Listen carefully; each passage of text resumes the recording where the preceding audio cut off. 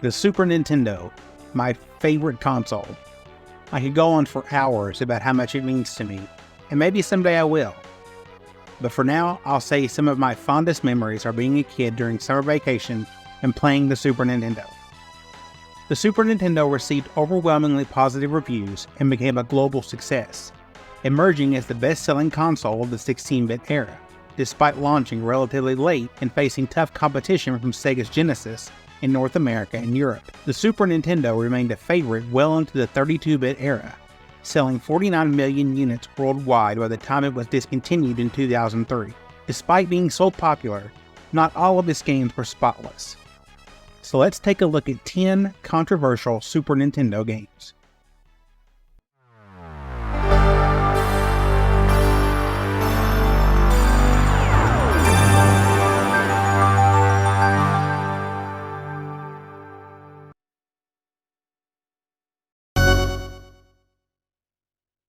Knights of the Round released for the Super Nintendo in 1994 and drew controversy for its historical inaccuracies and depictions of violence.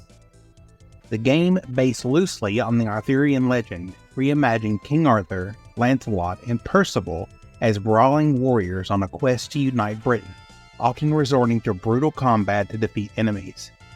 Many critics argue that its portrayal of well-known historical and mythological features in an action-heavy beat-em-up format diminished the integrity of the Arthurian legends. The game's focus on hack-and-slash action, where characters slaughter hordes of enemies, was seen as glorifying violence and reducing complex historical narratives into a simplistic, often brutal experience. This raised questions about the appropriateness of using historical figures as protagonists in what was essentially an arcade-style game. Additionally, Knights of the Round was controversial for the level of violence depicted in the game, especially given its release on a console that was still heavily marketed to children. Though the Super Nintendo had seen other violent titles before, Knights of the Round featured a medieval setting where characters dispatched enemies with swords, axes, and other bladed weapons in a way some parents found too graphic. The glorification of combat and lack of any moral consequences for the characters' actions drew criticism, with some reviewers pointing out that the game trivialized violence by making it the primary means of achieving heroic goals. Despite the controversy, however, the game still managed to find a fan base that appreciated its cooperative gameplay, challenging mechanics, and the thrill of embodying the legendary knights.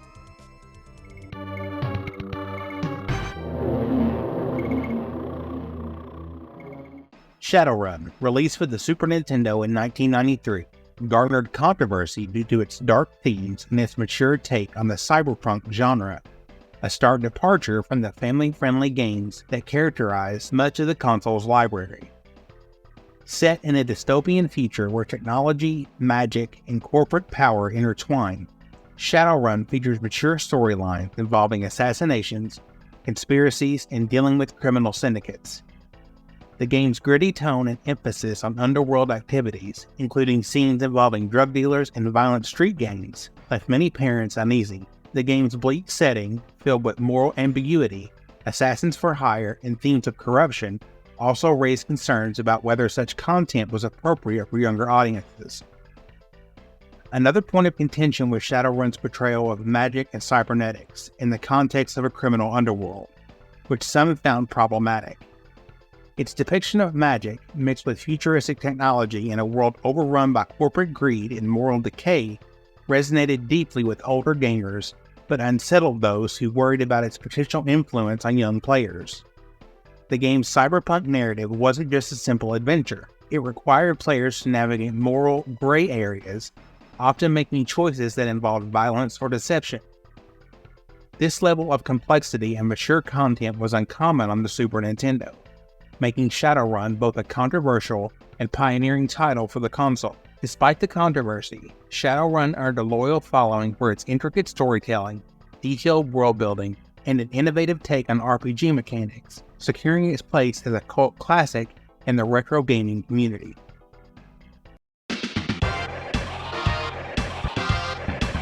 Lethal Enforcers. Lethal Enforcers, released for the Super Nintendo in 1994, and was a lightning rod for controversy. primarily due to its graphic depiction of gun violence and its use of a light gun controller. As a first-person shooter, Lethal Enforcers puts players in the role of a police officer navigating high-stakes crime scenes, where the goal was to shoot down armed criminals while avoiding innocent bystanders. What made it particularly controversial was its realistic portrayal of modern-day law enforcement and the stark imagery of shooting human targets, a subject that sparked debates about whether such content was appropriate, especially on a console largely seen as family-friendly. The ability to use the Super Scope, or the just-released Justifier light gun accessory, further intensified criticism, as some felt that mimicking the action of aiming and shooting made the game more visceral and unsettling, potentially glorifying the use of firearms. The controversy also extended to the game's perceived influence on younger audiences. The early 1990s was a period when debates about the impact of violent video games were reaching new heights, and Lethal Enforcers became part of this larger conversation. Parents and advocacy groups expressed concern that the realistic graphics, digitized human targets, and the simulation of law enforcement shootouts could desensitize players to violence. Moreover, critics argued that the game's emphasis on shoot-first gameplay blurred the line between entertainment and real-life issues around policing and use of force. Although Lethal Enforcers attracted a following among those who enjoyed arcade-style shooters, its controversies contributed to growing calls for stricter content ratings in video games, making it a key title in the debate over violence in gaming during the Super Nintendo era.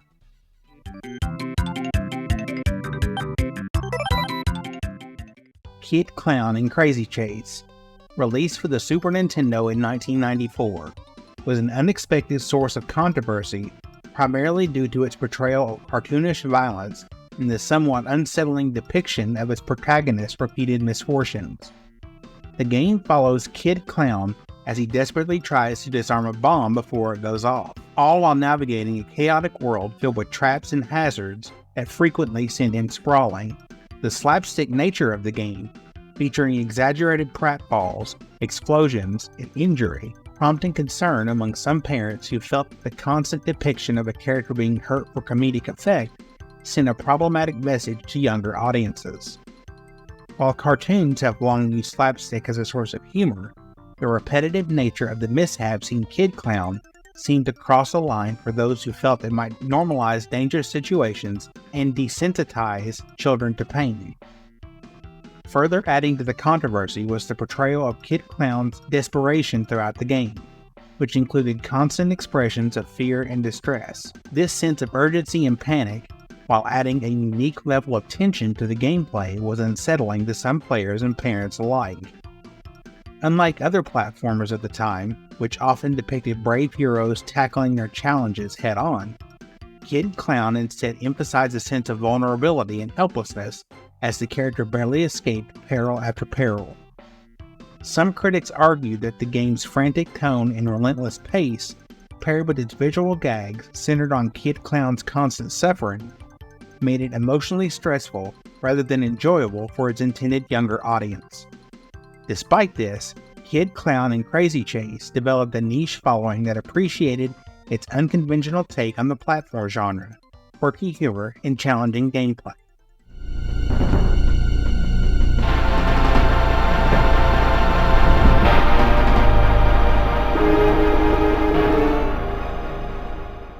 Out of This World, or also known as Another World, was released for the Super Nintendo in 1992 and quickly became a source of controversy due to its mature themes, unsettling atmosphere, and the high level of difficulty.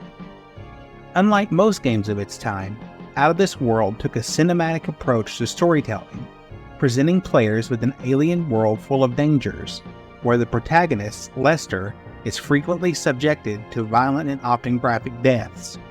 These deaths were depicted in a raw, unfiltered way that shocked many players, with Lester meeting grisly fates such as drowning, being impaled, or torn apart by alien creatures. The game's stark portrayal of vulnerability and death in a hostile environment was a significant departure from the more sanitized presentation of action and adventure that was typical on the Super Nintendo, making some parents uncomfortable with its graphic realism. Another point of controversy was the game's dark and often unsettling tone. which stood in contrast to the more vibrant and cheerful games that defined the platform.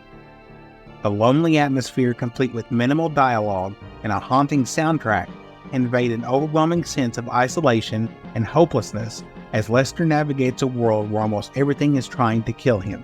This created a uniquely intense experience that was praised by some for its artistic vision, but criticized by others for being too bleak and emotionally taxing for younger players. The combination of sophisticated storytelling, mature themes, and challenging gameplay pushed the boundaries of what was expected from a Super Nintendo title, leading to debates about whether games like Out of This World were suitable for a console still largely marketed to children and families. Despite these controversies, the game remains a cult classic, celebrated for its pioneering cinematic storytelling and its influence on later generations of narrative-driven games. And now, this message.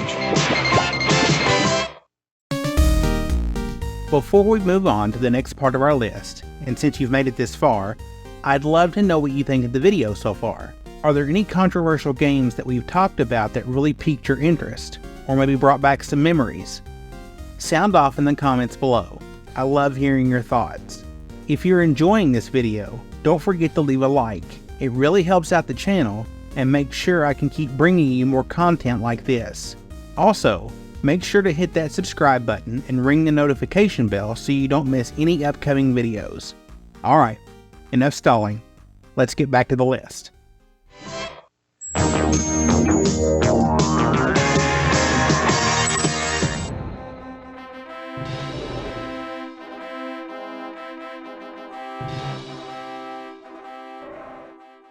Super Star Wars, released for the Super Nintendo in 1992, sparked controversy due to its punishing difficulty and the liberties it took with the iconic Star Wars storyline.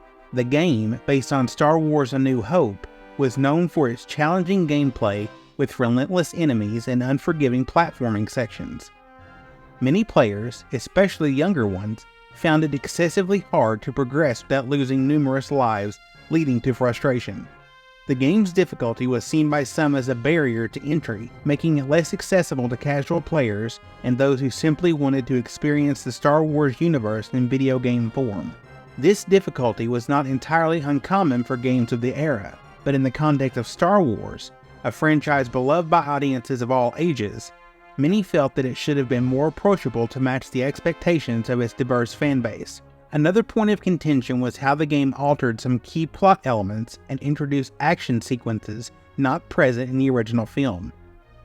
To create a more exciting and varied gameplay experience, the developers added numerous enemies, elaborate platforming sections, and vehicles that were not part of the original A New Hope storyline. For purists and devoted Star Wars fans, these deviations felt unnecessary and detracted from the authentic feel of the movie. Instead of focusing on the character development and the emotional weight of the narrative, the game often opted for frenetic action, which some felt overshadowed the story elements.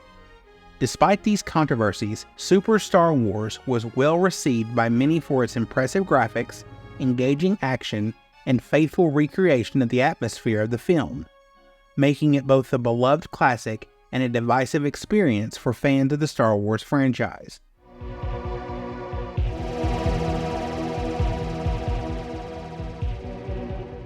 The Lawnmower Man, released for the Super Nintendo in 1993, became a controversial title due to its heavy reliance on virtual reality themes and the mature content adapted from the film it was based on. The game was an adaptation of the sci-fi thriller film of the same name, which itself was inspired by a Stephen King story. The film's mature themes of mind control, experimentation, and the potential dangers of technology were carried over into the game, making it feel surprisingly dark for a Super Nintendo release. The game featured sequences where players experienced the virtual reality segments, which were designed to stimulate a digital world. For many parents, the intense visuals and the overarching theme of losing control to technology were unsettling, especially for a console marketed to a younger audience. The complex storyline, touching on themes of unethical experimentation and psychological manipulation, stood in stark contrast to the more straightforward, family-friendly titles on the system. Adding to the controversy was the gameplay itself, which mixed standard platforming levels with first-person virtual reality sequences that were quite disorienting. These VR-inspired sections, with their digitized graphics and abstract environments, were unlike anything seen on the Super Nintendo at the time. They were intended to capture the futuristic feel of the movie, but instead left many players feeling overwhelmed or even confused. Critics argued that these sequences, combined with the dark narrative, made the game a strange fit for the Super Nintendo, which had cultivated a reputation for its accessible, colorful, and fun experiences. The Lawnmower Man's darker tone, coupled with its disorienting gameplay and mature themes, made it a polarizing title that raised questions about how far games could push the envelope on a platform associated with more family-oriented entertainment. Despite this, it found a niche audience intrigued by its experimental take on virtual reality and its ambitious, albeit unsettling, adaptation of the film.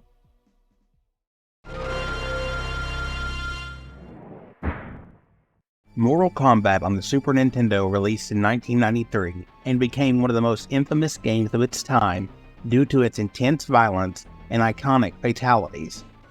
The original arcade version had already caused an uproar for its use of digitized actors and over-the-top graphic violence, but the controversy deepened with its transition to home consoles, especially when it came to Nintendo's approach to censorship. Unlike the Sega Genesis version, which featured a cheat code to enable the game's signature blood and gore, the Super Nintendo version replaced the red blood with gray sweat and significantly toned down the brutal finishing moves. This decision was made in line with Nintendo's family-friendly image, but it sparked a backlash among fans of the arcade original, who felt that the toned-down version was an inferior product. The lack of gore led to widespread criticism that the Super Nintendo version didn't live up to the expectations of the original experience, causing many players to flock to the Genesis version instead. Despite the censorship, Mortal Kombat on the Super Nintendo remained controversial for its inherent themes of violence and death. Even with the graphical changes, the core of the game still revolved around martial arts combat and the goal of overpowering an opponent, often ending with a dramatic finishing move. Many parents and advocacy groups at the time were alarmed by the game's premise, fearing it would desensitize children to violence. The controversy surrounding Mortal Kombat on both the Super Nintendo and Sega Genesis became a significant catalyst in the push for a formal video game rating system, ultimately leading to the creation of the Entertainment Software Ratings Board, the ESRB. The debates around Mortal Kombat highlighted the growing divide between gamers seeking authentic, unfiltered experiences and the broader concerns about protecting younger audiences from mature content. Nintendo's approach to censoring the game ended up being a pivotal moment in gaming history, underscoring the challenges of balancing creative freedom with social responsibility.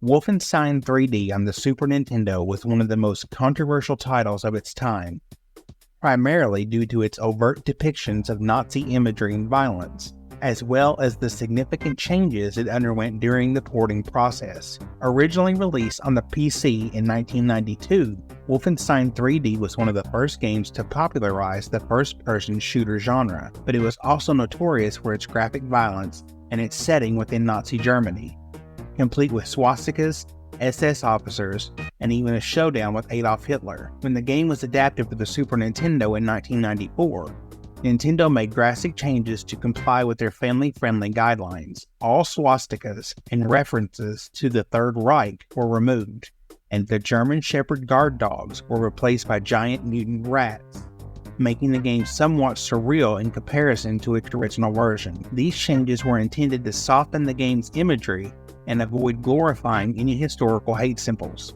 but it sparked debate among fans and critics who felt that the alterations undermined the authenticity of the game's historical context. In addition to the censorship of Nazi symbols, the Super Nintendo version of Wolfenstein 3D faced criticism for the heavy reduction of blood and gore. The original game was known for its gritty realism, featuring pixelated pools of blood, injured enemies, and the brutal depiction of warfare. Nintendo, determined to uphold their family-friendly image, removed all visible blood from the game and instead used creative workarounds to lessen the violent impact. Despite these changes, the core of Wolfenstein 3D remained focused on gunning down enemies, which drew concern from parents and advocacy groups who argued that even a toned-down version of the game was inappropriate for a console that appealed to children. The controversy surrounding the Super Nintendo port highlighted the struggles of adapting mature games for a broader audience, and the compromises made raised questions about creative integrity and how far companies would go to sanitize content for younger players. Nevertheless, Wolfenstein 3D maintained its legacy as an iconic and pioneering first-person shooter, albeit in a version that was a shadow of the original's brutal and historically charged vision.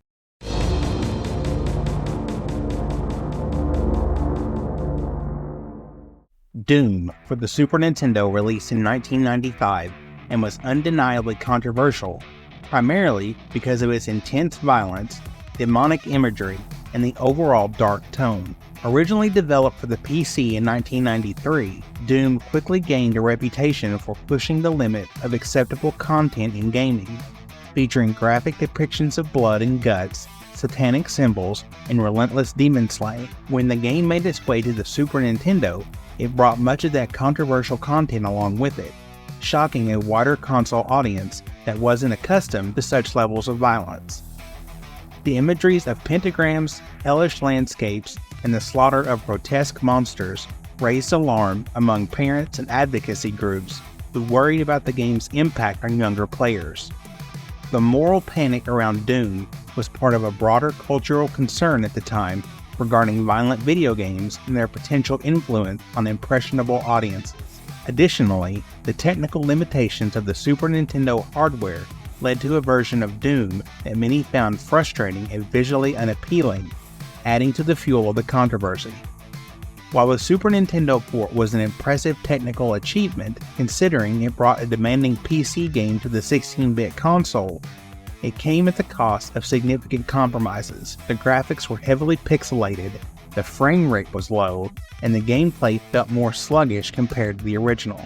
Despite these limitations, Doom retained its core themes of graphic violence and horror, which prompted debate about whether it was appropriate for the Super Nintendo platform, which had largely been known for its family-friendly content. The combination of unsettling imagery, aggressive action, and the lingering concerns about the game's performance led to a mixed reception. While some players appreciated the chance to play such an iconic game on their favorite console, others felt it was an ill fit for the Super Nintendo's audience, pushing boundaries that many believe should remain untouched in a system popular with younger players. And there you have it, some of the most controversial games that found their way onto the Super Nintendo. These titles were more than just entertainment, they were part of a broader cultural debate that shaped how we view video games today. Whether it was censorship, violence, mature themes, or just pushing technical boundaries, each of these games played a role in expanding what gaming could be, even if they stirred up some heated debates along the way. The Super Nintendo was more than colorful platformers and catchy tunes. It was also a canvas for creativity that sometimes shocked, provoked, and even challenged the norm. Hey everyone, thank you so much for watching. I'd love to hear what you think. Did any of these controversial games stand out to you, or do you have any memories playing them back in the day? Let's get a discussion going in the comments below. If you liked this video, please leave a like. It helps more than you know. If you didn't, that other button seems to work pretty well too. If you're enjoying this type of content, consider subscribing and ringing the notification bell so you won't miss any future videos. If you would like to support the channel even further, think about becoming a channel member. You'll get exclusive perks and early access to videos. Or check out the links in the description. Thank you for watching, and I'll catch you in the next one.